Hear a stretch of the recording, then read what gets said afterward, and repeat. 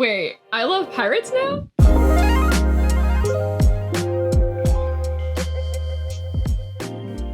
Hello, welcome back. Okay, so you guys picked a long one for me.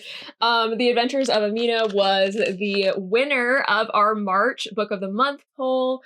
I was pretty excited about this. This is a book that I was wanting to read anyway, so I was really happy that it ended up being the poll winner. If you do want to vote in future book polls to decide what I read, don't forget to subscribe to the channel. So first, let's go into my overarching thoughts of this one, and then we'll get into the spoilers. I found that this book was very classically written.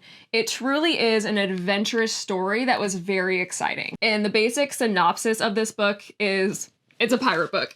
It's literally the adventures of this female pirate, Amina, and it takes place mainly in the Indian Ocean and the surrounding areas. The story is told from Amina's point of view. It is in first person, but we do have these moments where the narrative is broken, and Amina will be making comments to this person called Jamal, who is the scribe who is recording her story. And I quite liked that, like the little breaks in the story. I felt like it added some personality, and I liked that it kind of like broke away from like the typical like, this is what happened next, and then this, where it's like, there were moments where Jamal would be like, what? And they would like converse back and forth.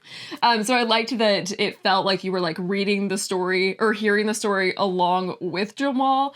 So like you were also seeing like their interactions and their like reactions to what the things that were happening in the story. The vast majority of the story, though, is from Amina's point of view, and I loved her as a narrator. I thought that her dialogue was great, and like her inner dialogue, she was so like humorous and sarcastic. I just loved her. So this is labeled as a fantasy book, and as the story unravels, we have more and more fantasy elements and like paranormal magic type aspects that start coming up.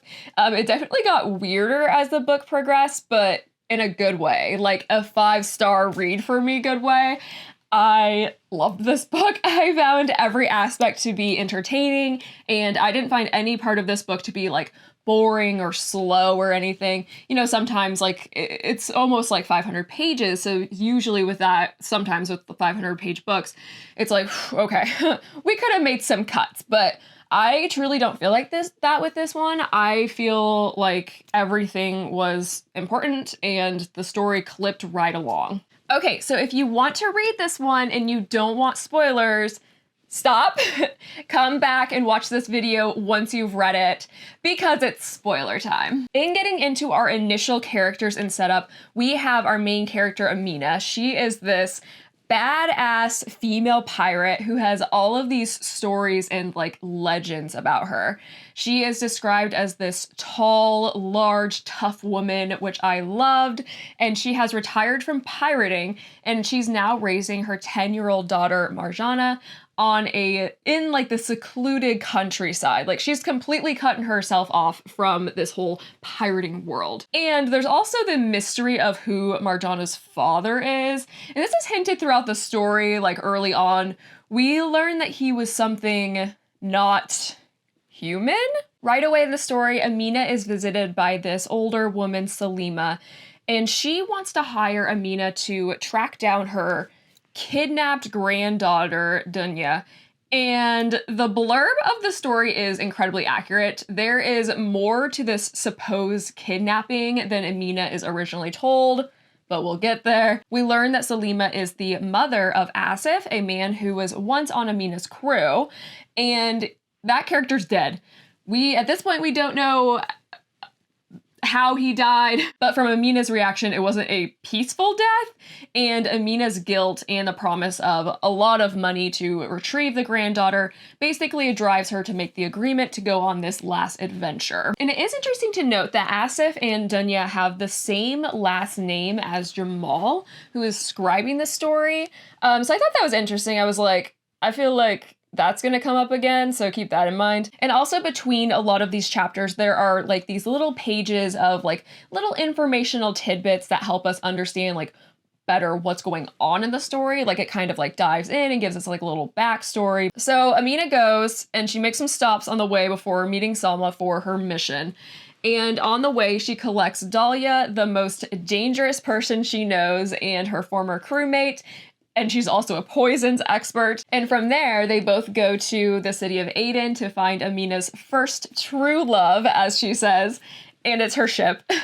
So they're going to find her ship, and then also another crewmate who was her first mate. His name is Tinbu, and she had given the ship to him when she retired. And happy story coincidence, right when they show up in Aden and they find her boat, they also find Tinbu and his crew being arrested for murder. And I say happy coincidence because Tinbu is lucky as hell. He had Amina, who was like, well, we obviously have to save him. And then they also run into Tinbu's lover, Yusuf, who, by the way, I thought was such an adorable character. He was just so wholesome, but basically Amina is like, great, you're gonna help us break him and the crew out of prison. And this is something that I really enjoyed about the book. It's labeled as her adventures, and we actually get to see the adventures that she had. I loved that we actually got to see her do these badass things that were implied that she could do. So she creates this plan and she successfully breaks them out of prison. Sadly, after this though, we leave Yusuf in the city. I was majorly hoping that he was going to be a permanent fixture to the characters of this book, because he was just like such a sweetie. But he decides to stay behind in the city. He decides not to go on this dangerous mission with them. But throughout the book, I was constantly hoping that he was just going to reappear into the story. So we're 100 pages into the story at this point, and a lot had happened. And I was like, it was just clipping right along. And again, I was very like, it was very action-packed, and I was like, this is great. So Amina had previously promised her client, Selena, discretion during this journey. And then also before she left, she promised her mother that she would be safe. But 100 pages in, she's already broken all of those promises by, breaking Tinbu out of prison. And she caused this big ruckus and set fire with arrows to like the warships to like escape with their ship and the crew. Girl, you're doing a lot. So now Amina has her boat and her crew and her two buddies / former crewmates along for the ride. So at this point, the characters' personalities were really shining through the story. Amina is, again, this badass who, while yes, she's been out of the game for like 10 years, but everything is just coming right back to her and she's feeling so alive. And then we have Dahlia, the poison master, who is very crass and straight to the point, no BS, and she's another strong female character, which we love to see. And then we have Tinbu, and like his lover, he was also just a sweetie, and he was very gentle and innocent for a pirate, and I felt like he was just like this younger brother type person to Amina, and the chemistry between these three characters was so great. The banter was excellent. They would just bicker back and forth with each other, but in a way where you could tell that these people had known each other for a long time. So we're on our quest to find out info about this lady's granddaughter. So logical first steps for Amina to take is to question the agent of the supposed man who took Dunya. So Amina had been told that it was this man who is this Frankish man and his agent who took her. That's coming from the grandmother. So all of this was very fishy.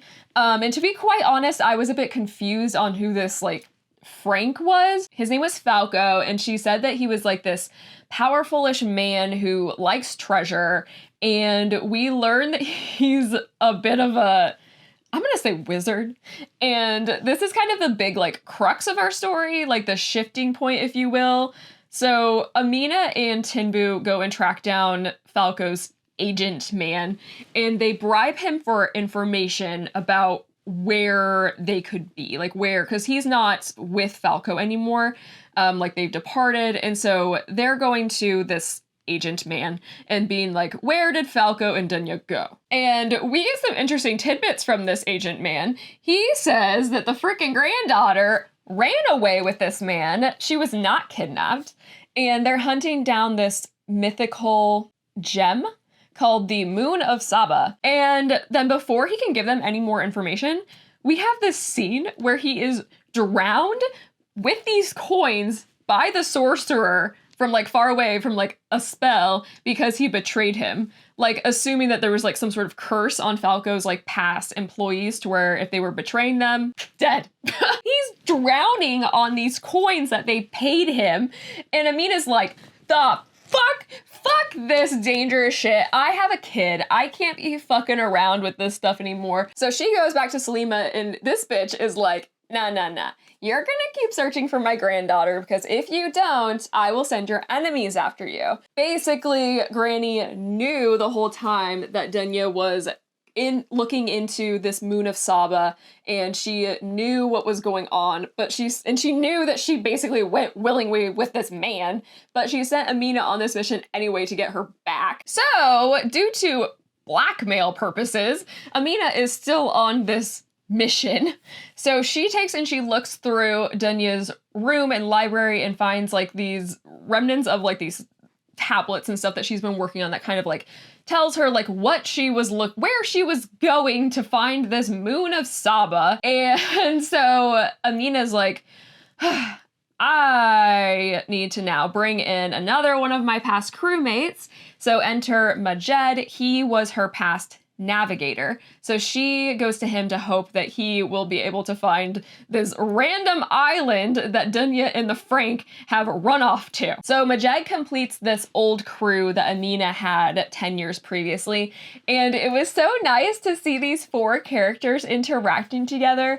I loved it. The author did such a nice job of showing like their easy companionship with one another, and I completely believed that they had all known each other for years prior to the story starting. So Majed was previously Amina's navigator, and now he has a family, and he's also kind of doing, not really retired, but he's not being a pirate anymore.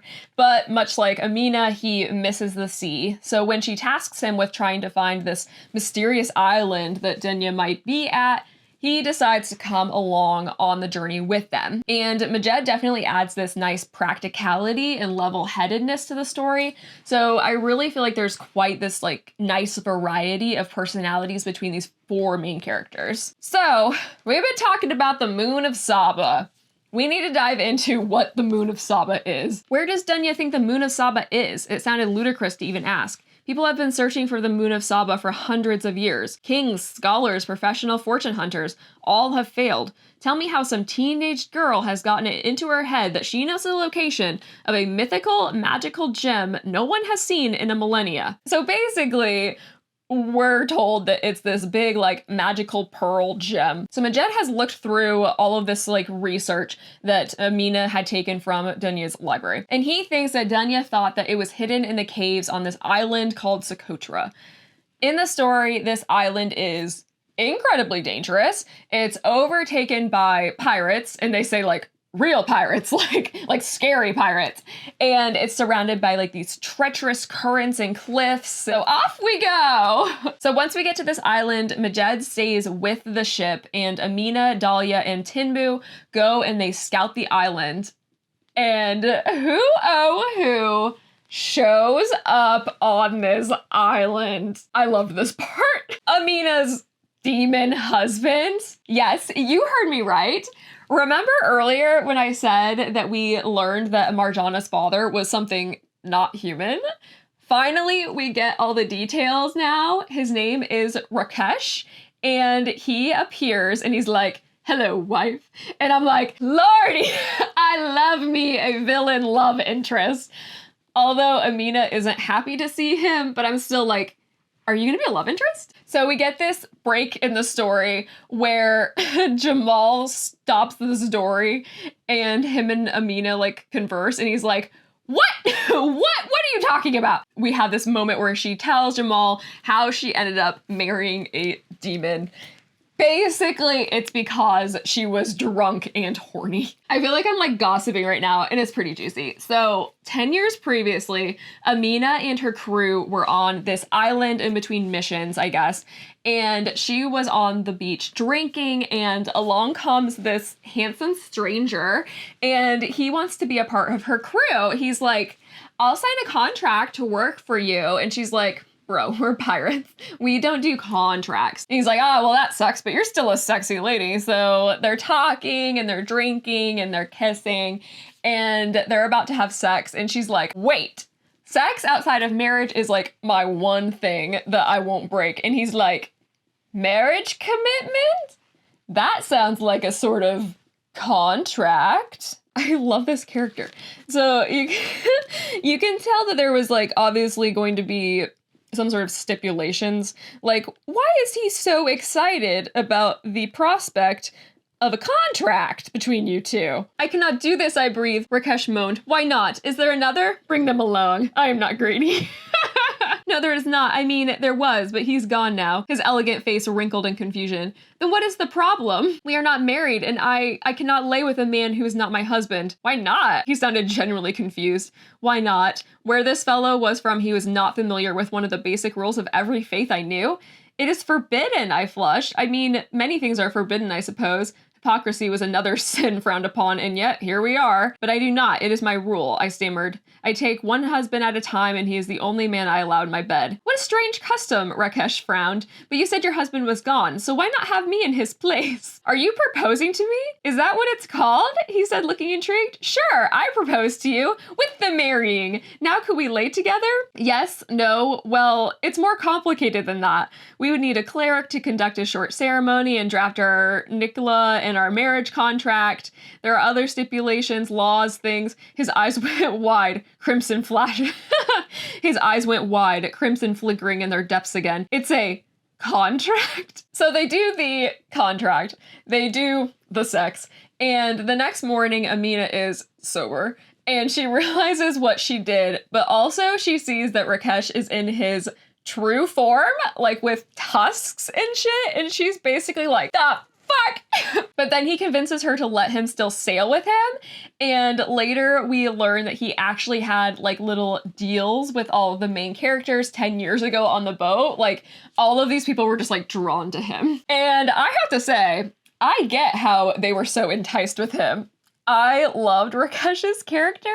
I love these like shady trickster type characters. So basically his deal with the contracts is he's tied to one place. Like he couldn't physically leave that island unless he can like get someone to enter a contract with him to help him like get off the island. So he's this immoral being, and he says that like our language or their language doesn't have a word for him anymore. Amina basically just calls him a demon. He's like, I'm not, but you know, she's like, what else am I gonna call you?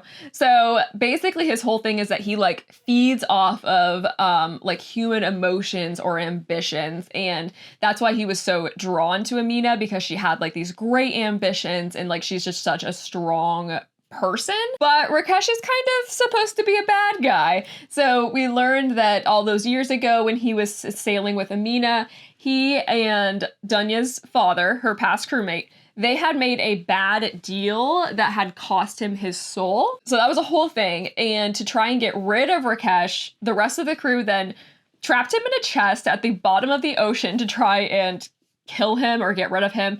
Basically, they just hoped that he was dead. He obviously is still alive, and he said that he had to wait years until the chest rotted so that he could escape.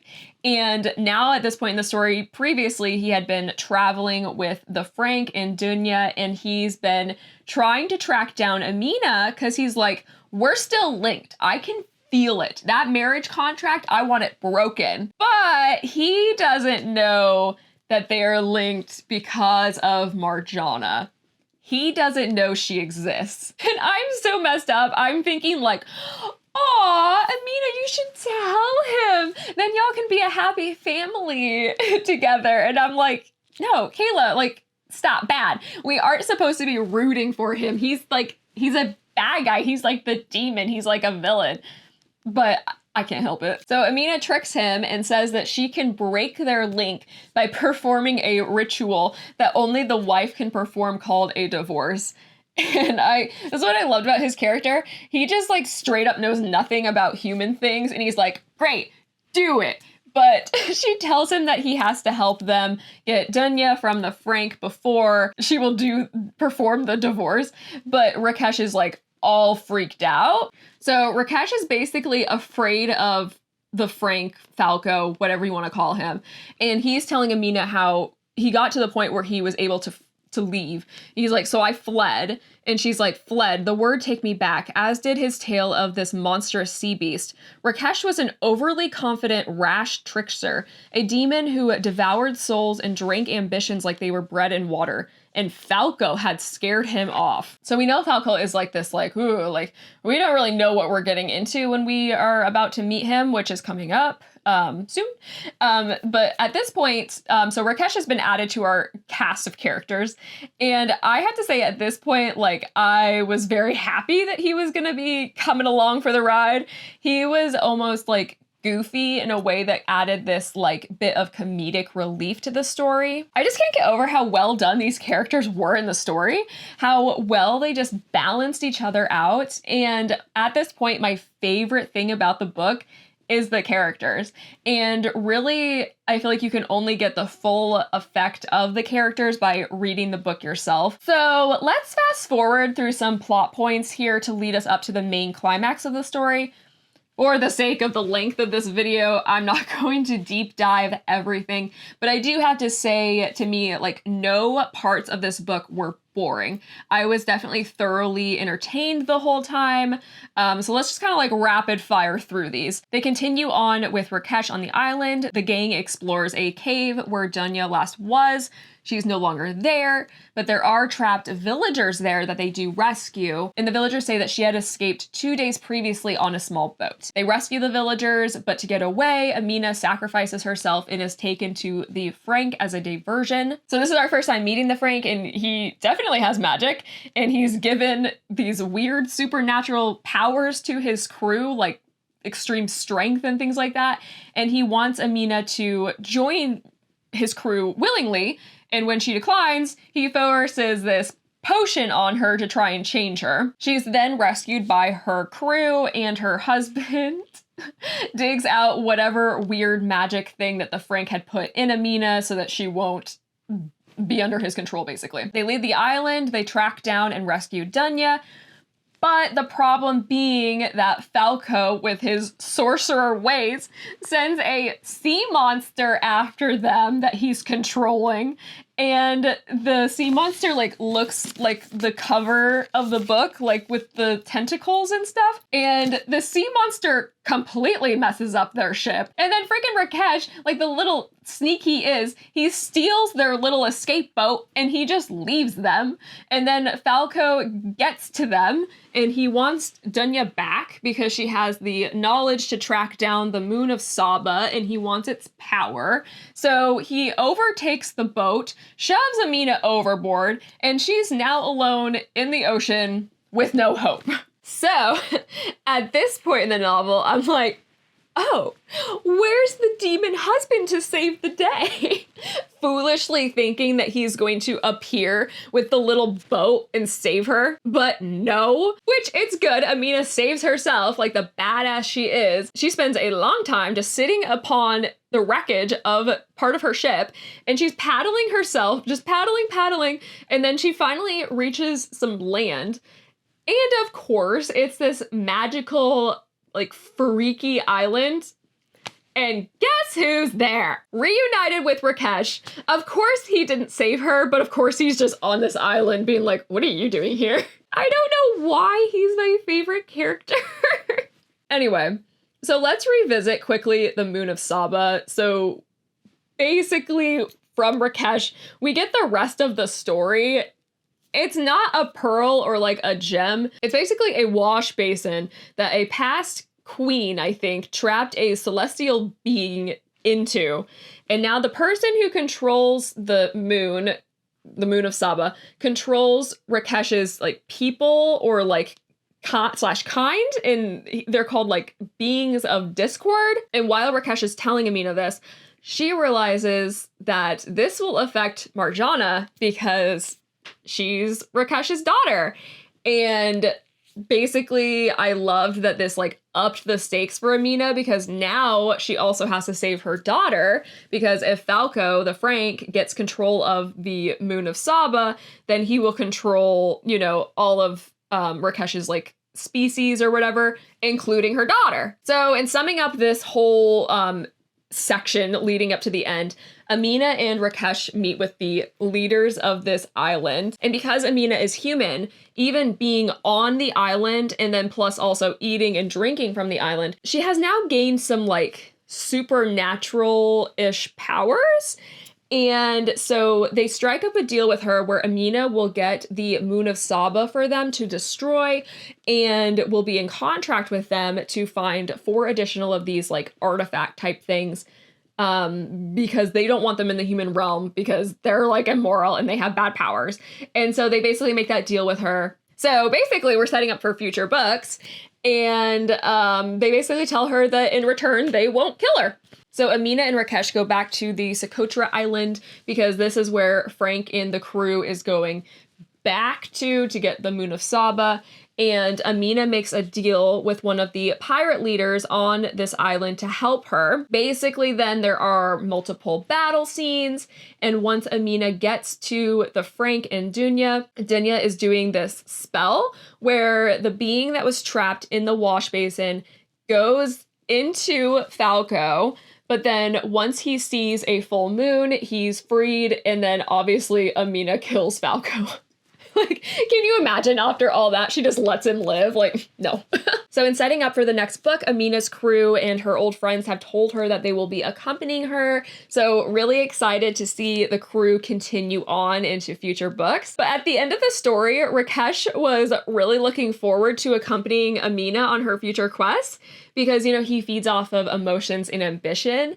And this was like really strong in her and he's determined to like make her a legend. But Amina disagrees with being with him and she shackled my little Rakesh to something floaty and abandoned him in the ocean. I'm like, no! But of course, since they have the link of Marjana, I can see him 100% being in the next novel. Like, how could you not? Like, at some point, it's gonna have to come out that Marjana is his daughter, you know. Oh, and remember the scribe who was recording Amina's tale from the very beginning? That's Dunya. I knew her having the same last name as Jamal meant something. So now Jamal, I'm sure, will be joining in the next book as well. And I think that's great because I did love like the random bits in the story where Amina and Jamal would be conversing, like when something shocking would happen. Like I did think that that broke the story up nicely. So Dunya is now going by Jamal and they will be traveling with Amina on these future adventures as her scribe. So I truly enjoyed this one. I thought it was a great pick for Book of the Month for March. Of course, I'm curious to know what you thought of the book in the comments below.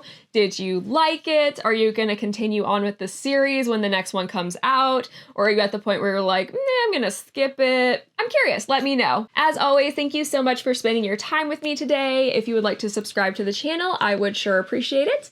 And we will see you next time. Bye.